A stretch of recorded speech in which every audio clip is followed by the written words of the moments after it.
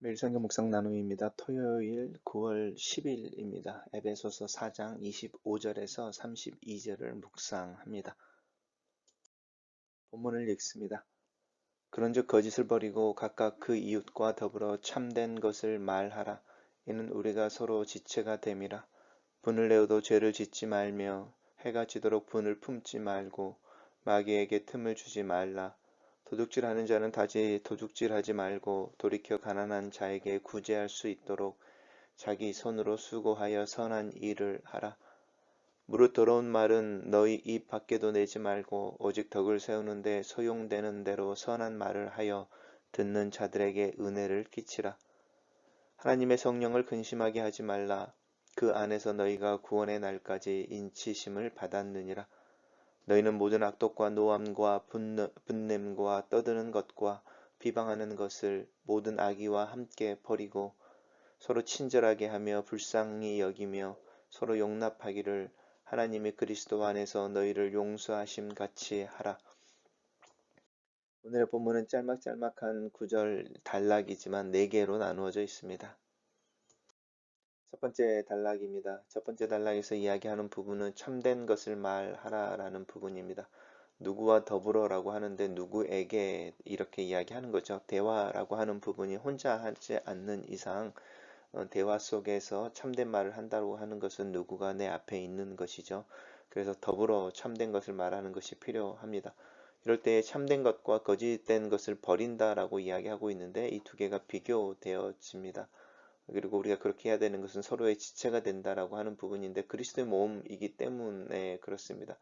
이제 결국은 이 말은 이 서로 지체가 된다라는 말 때문에 거짓을 버리고 각 이웃과 더불어 참된 것을 말하라 라는 것이 적용되어지는 삶의 첫 번째 현장은 교회가 되는 것이죠.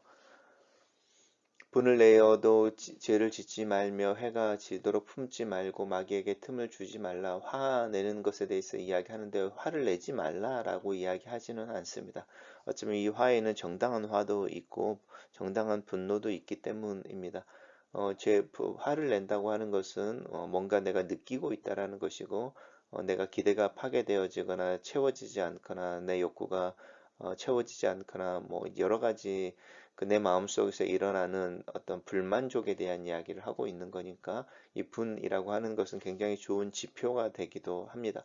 문제는 뭐냐면 이 분나는 화내는 감정의 문제가 아니고 그것을 어떻게 사용하고 어떻게 표현하고 어떻게 이제 릴리즈라고 하는데 이 풀어내느냐의 문제인 거죠.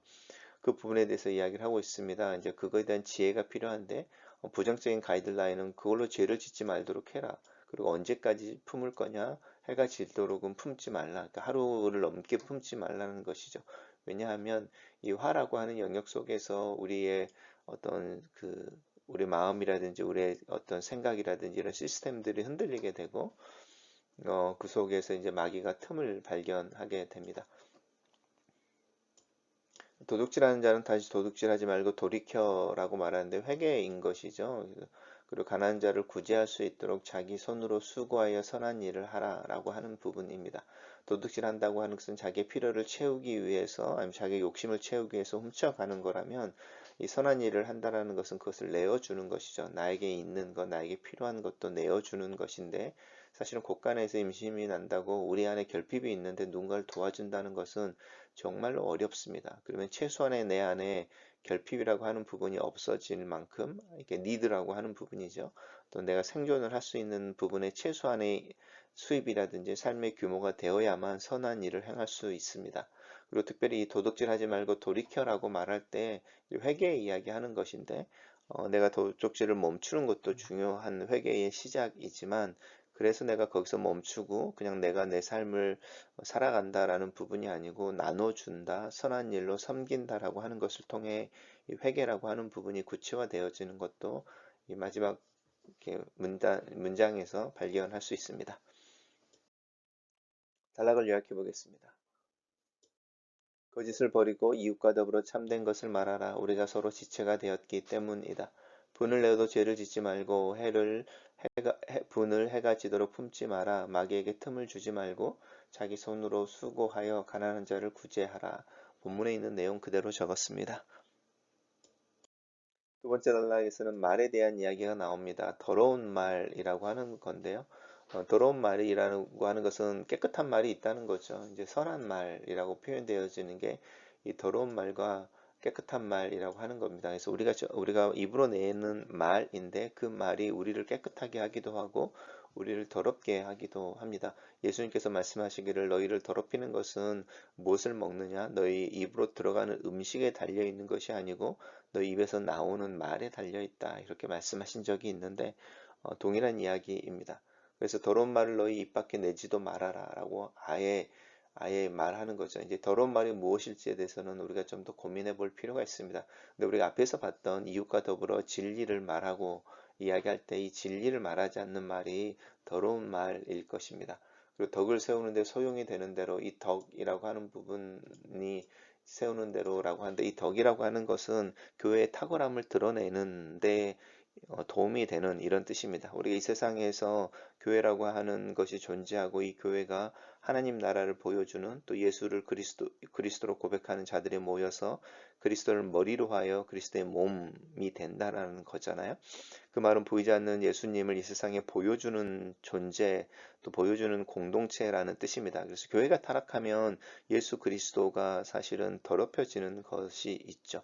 근데 덕을 세운다고 하는 부분은 교회가 그리스도의 몸으로서 이 세상 사람들이 이야기하는 가치보다 훨씬 더 탁월한 것을 보여주는 거죠. 예를 들어서 요즘 시대에 이 시대 사람들이 말하는 게 공정과 정의와 합리적인 절차라고 이야기할 때에 덕을 세운다라고 하는 것은 교회가 그 부분에 있어서 세상의 어떤 기관보다 더 탁월하게 공정과 정의에 대해서 또 절차에 대해서 합리적인 모습을 보여야 된다라고 말하는 게 덕에 대한 이야기를 하는 겁니다.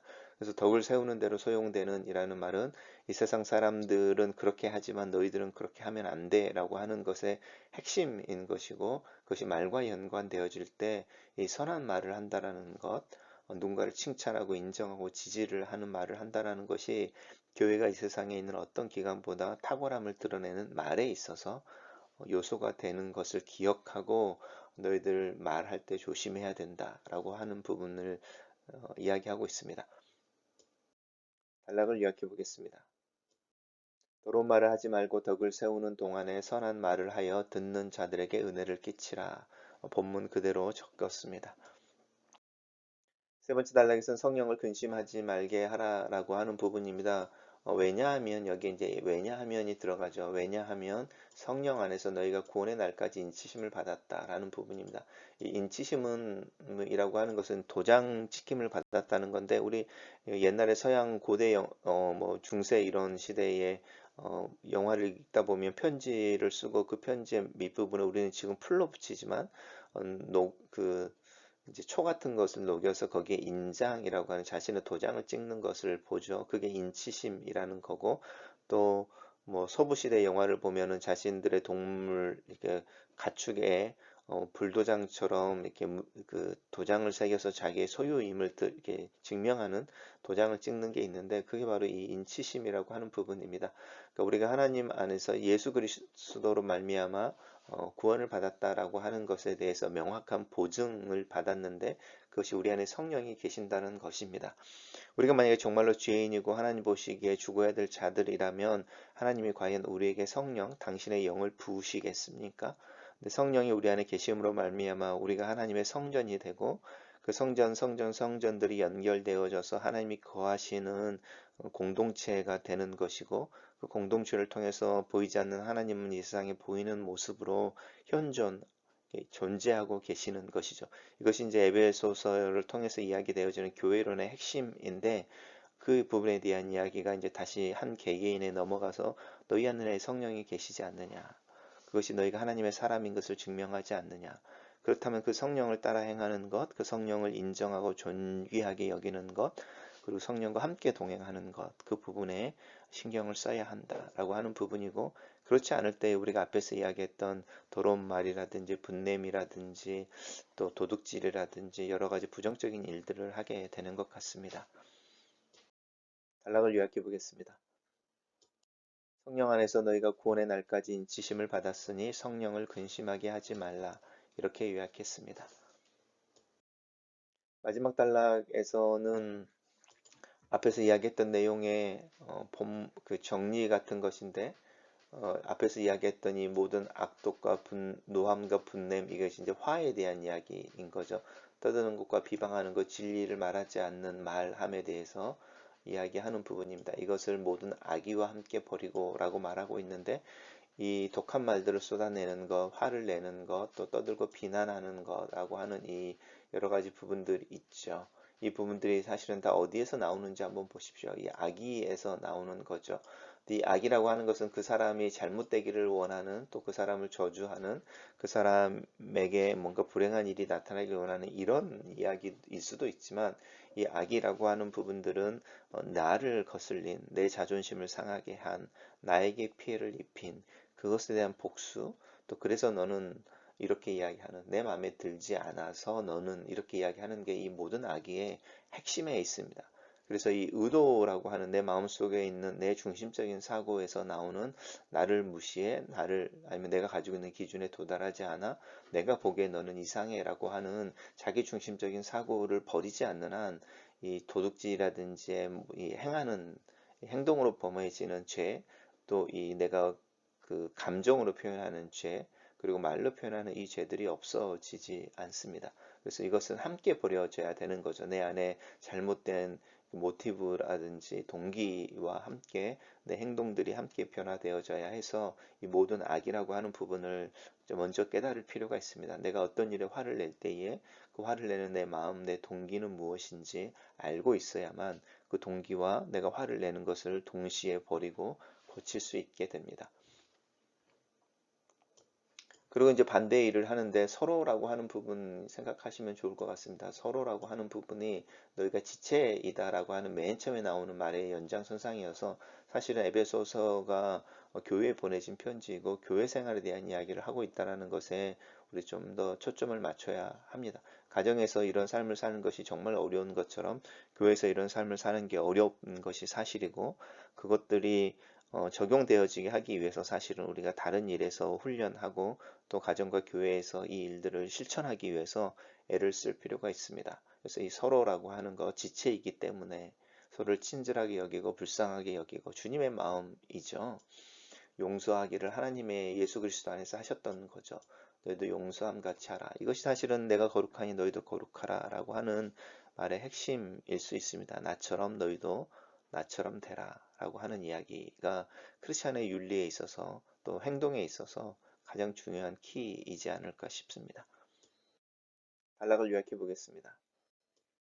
모든 악독과 노함과 분냄과 떠드는 것과 비방하는 것을 모든 악의와 함께 버리고 서로 친절하며 불쌍히 여기며 서로 용서하기를 하나님이 그리스도 안에서 너희를 용서하심 같이 하라. 이렇게 정리했습니다.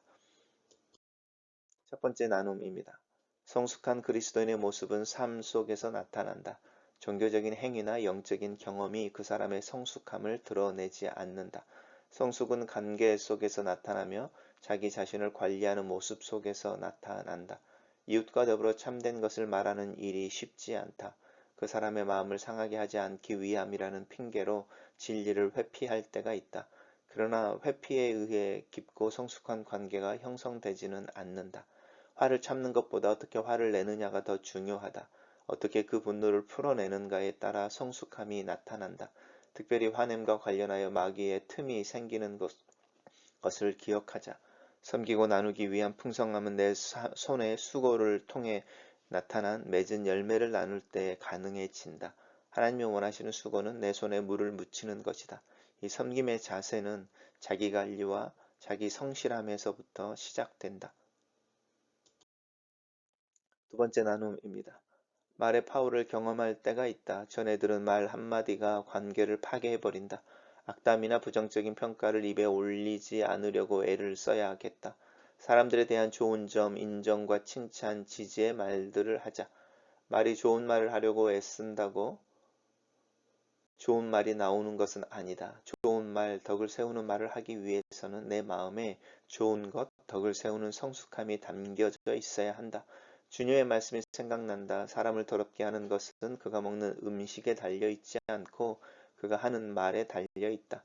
입에 좋은 것을 하는 것처럼 입에서 좋은 것이 나오게 하기 위해 더 고민하고 내 마음을 꾸준하게 챙길 수 있어야겠다. 세 번째 나눔입니다. 내 구원이 성령 안에서 보장이 된다. 내 안에 하나님의 성령이 계시다는 사실이 내 믿음의 안전과 건강함에 보장이 된다. 나는 내 안에 계시는 성령을 인식하고 경험하며 동행하고 있는지, 성령 안에서 내가 인치심을 받았다는 사실이 머리가 아니라 가슴으로, 입의 고백이 아니라 삶의 경험과 실천으로 나타나기를 기도한다. 기도보다 성령보다 앞서지 않는 하루가 되기를. 마지막 나눔입니다.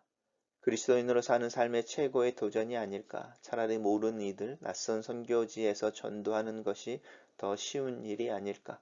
그러나 성경은 내 몸을 불사르게 내어줄지라도 사랑이 없는 행위의 무의미함에 대해 경고한다. 사랑은 저 멀리 있는 내가 알지 못하는 이에게도 표현되어지지만 가장 뚜렷하고 선명하게 드러난 무지개처럼 내 관계의 바운더리, 안전한 거리 안에 있는 이들에게 나타나고 먼저 실천되어야 한다. 내 안에 내 가족, 내 교우들, 내가 만나는 이들에게 사랑이 실천되어야 한다. 이들을 향한 비난과 분노, 가십과 모함의 말을 하거나 피해를 입히는 행동은 분명히 죄이다. 어떤 논리로도 이것을 정당화할 수 없다. 그 대상이 되는 이에게 직접 사랑으로 직면해서 진리를 말하지 않을 것이라면 그 사람이 없는 상황에서 다른 이들에게 그에 대해 부정적인 말을 하는 것은 하나님의 용서하심을 부인하는 것만큼 무거운 잘못임을 인식하며 살아야겠다. 글로 쓰는 기도입니다. 성숙한 그리스도의 삶을 꿈꾸지만 매일 하나님의 음성을 듣고 하나님의 마음을 담는 삶을 이야기하지만 정작 그런 삶을 성경에서 분명하게 말하고 있는 그리스도인의 삶을 실천하는 것에 대해 경험하고 고백하는 것은 서투른 또 머뭇거리는 내 모습을 다시 한번 보게 됩니다. 명확하게 드러나고 있는 또 드러나 있는 그리스도인의 삶에 대한 하나님의 가르침을 먼저 내 마음 깊은 곳에 듣고 새기며 실천하기를 기도합니다. 신비한 영적인 경험이나 종교적인 열심에 대한 열정만큼이나 또 그보다 훨씬 더 내 일상에서 누군가를 용서하고 사랑하기 위해 애쓰는 내 모습이 되기를, 또 그렇게 내 신앙이 표현되어지기를 기도합니다. 내 안에 계시는 성령의 도우심과 역사가 일상의 삶에서 누군가를 용서하고 그럼에도 불구하고 친절하게 대하고 진리 가운데 말하는 또 그렇게 행동하려는 내 애씀을 통해 나타나고 경험되어지기를 예수님의 이름으로 기도합니다. 아멘.